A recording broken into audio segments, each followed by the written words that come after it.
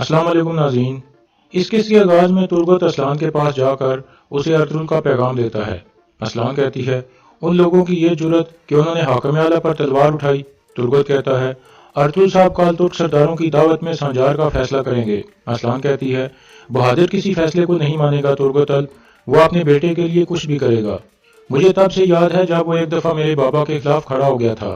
तुर्गत कहता है, अर्तुल साहब ने कहा है कि आप नए सरदार का इंतखाब मुलतवी कर दो और सबको बता दो कि यह अर्तुल साहब का हुक्म है। काय कबीले में हलीमा अर्तुल को कहती है, दुंदार ने गलती की है, लेकिन आपको उसके लिए इतना सख्त नहीं होना चाहिए था। अर्तुल कहता है, बहुत सी बड़ी ताकतें हमें अपने मकसद से हटाने पर लगी हुई हैं, लेकिन दुंदार अभी इससे वाकिफ नहीं है। उसने जो गलती की है, इसकी उसे जरूर सजा मिलेगी।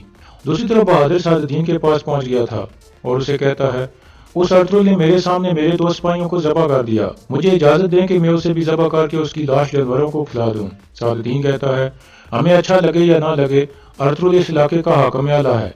अगर तुम उसके खिलाफ खड़े हो गए तो तुम्हें इसके नताज भुगतना पड़ेंगे। अभी तुम भूल जाओ और सब्र करो। बहादुर कहता है, हत्ता कि कुत्ता भी ये हजम नहीं कर सकता जो उसने किया है अमीरी हजरत। मुझे इजाजत दें कि मैं उसका सर उतार दूं। सादुद्दीन कहता है, अपने गुस्से को काबू करो बहादुर साहब, जल्द मुझे सुल्तान कोनिया बुला लेंगे और मैं यहाँ से चला जाऊंगा। फिर तुम क्या करोगे? अर्तुल हाकिम आला है, क्या वो तुम्हें इस इलाके में रहने देगा? बहादुर कहता है, मैं समझ गया अमीरी हजरत। फिर सादुद्दीन कहता है, अब तुम कबीले जाओ और कल सुबह जिरगे के लोगों को इकट्ठा करके जावदार कबीले के सरदार बन जाओ। अगर तुम सरदार बन गए तो अर्तुल तुम्हें कुछ भी नहीं कह सकेगा। फिर बहादुर वहां से चला जाता है।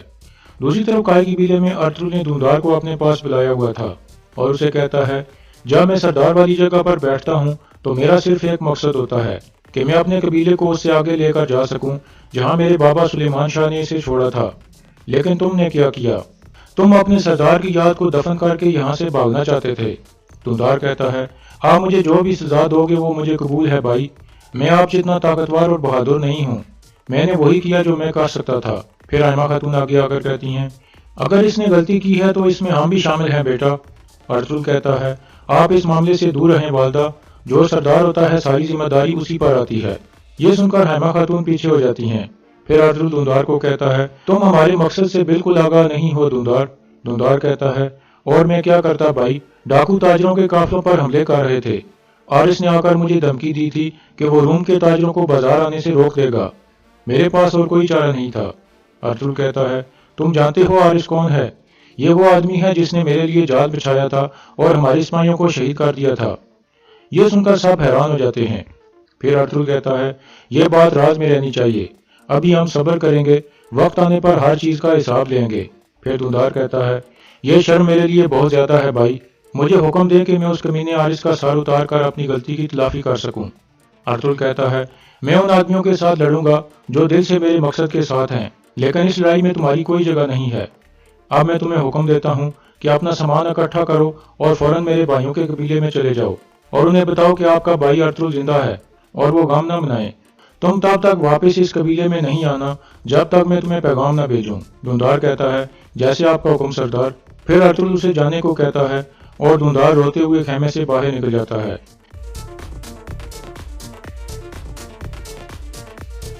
इसके बाद रात का वक्त हो जाता है। कारा जैसर में आरिस का आदमी योरगो बाहर आ गया था। इतने में अर्सिस उसके सामने आ जाता है।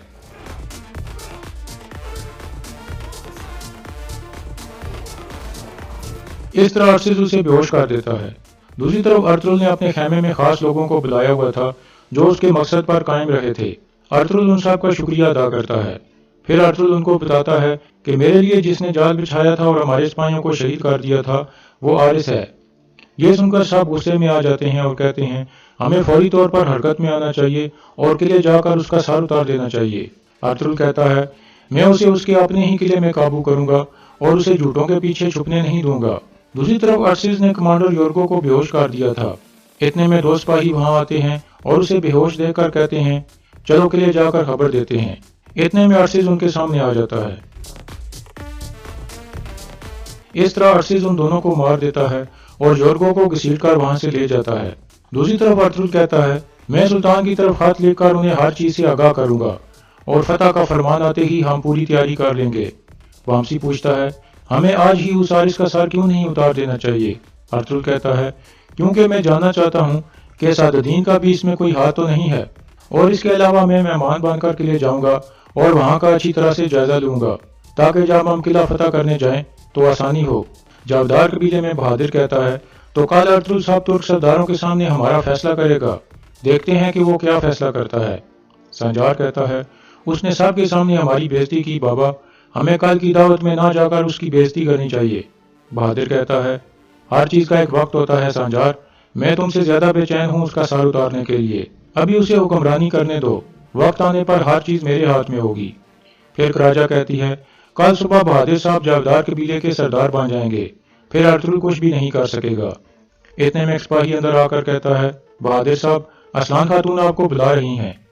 ये सुनकर वो उठ खड़ा होता है। कारा जैसर में अर्सिस ने कमांडर योरको को एक घोड़ा गाड़ी में छुपा दिया था और उसे लेकर वहां से रवाना हो जाता है। जावदार कबीले में बहादुर मरकजी खेमे में पहुंच जाता है और सबको सलाम करता है। असलान कहती है, बैठे बहादुर साहब, मैं सब जिरगे के आदमियों से सलाह मशवरा करना चाहती थी और आपको भी इसमें शामिल करना चाहती थी। बहादुर बैठ जाता है। फिर असलान कहती है, अर्तुल साहब के हुक्म पर मैंने हमारे कबीले का जिरगा मुलतवी कर दिया है। अब नए सरदार का इंतखाब तब होगा जब आपका कबीला यहाँ मुंतकिल हो जाएगा। बहादुर कहता है, मैं इस फैसले को नहीं मानता, कल सुबह नए सरदार का इंतखाब जरूर होगा। ये कहकर वो खड़ा हो जाता है, लेकिन जिरगे के सब आदमी उसके सामने खड़े हो जाते हैं। बहादुर कहता है, तुम सब बुज़दिल हो।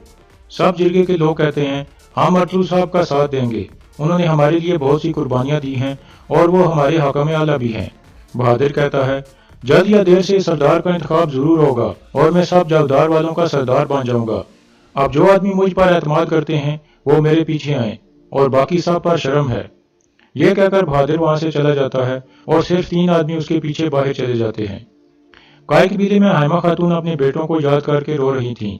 इतने में अर्तुल वहां आ जाता है और कहता है, मैं धुंधार को गलती का एहसास दिलाना चाहता हूँ।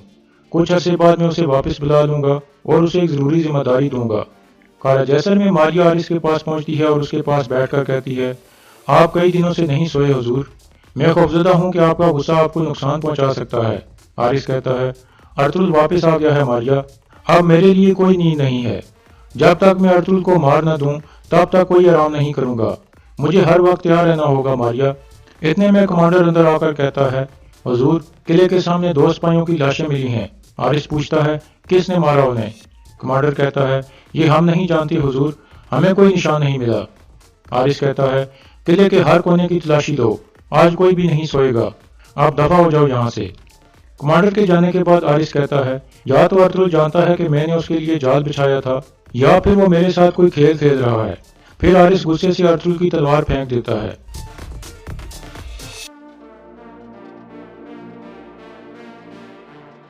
दूसरी तरफ सादुद्दीन हंदी बाजार में मौजूद था और गोख्तू को कहता है, अर्तुल वापस आ गया है, अब सुल्तान जल्द मुझे कोनिया बुला लेंगे। कल सुबह हम आरिस की तरफ जाएंगे। जल्द या देर से अर्तुल जान लेगा कि आरिस ने उसके लिए जाल बिछाया था, फिर वह सुल्तान के हुक्म से किले पर हमला कर देगा, लेकिन मैं उसे ये इनाम हासिल नहीं करने दूंगा। अब जो कुछ भी हो सका वो मैं करूंगा और जिसके साथ भी मिलना पड़ा उससे मिलूंगा। काय कबीले में अर्तुल हलीमा को सारा वाकया सुनाता है कि वो कैसे बचने में कामयाब हो गया था। हलीमा कहती है, अल्लाह आपको लंबी जिंदगी अता फरमाए अर्तुल, हमने देख लिया है कि आपकी गैर मौजूदगी में हमारे कबीले के साथ क्या हो सकता है। अर्तुल कहता है, कल मैं अपनी वापसी की खुशी में हंदी बाजार में सब तुर्क सरदारों की एक अजीमुल शान दावत करूंगा। मैं चाहता हूं कि तुम और वालदा भी इसमें शिरकत करो। इसके बाद अगला दिन शुरू हो जाता है। अर्तुल और उसके साथी हंदी बाजार की तरफ रवाना थे। इतने में उनके सामने एक बुर्कापोश शख्स खड़ा हो जाता है। तुर्गुत कहता है, सिपाहियों इसे घेरे में ले लो।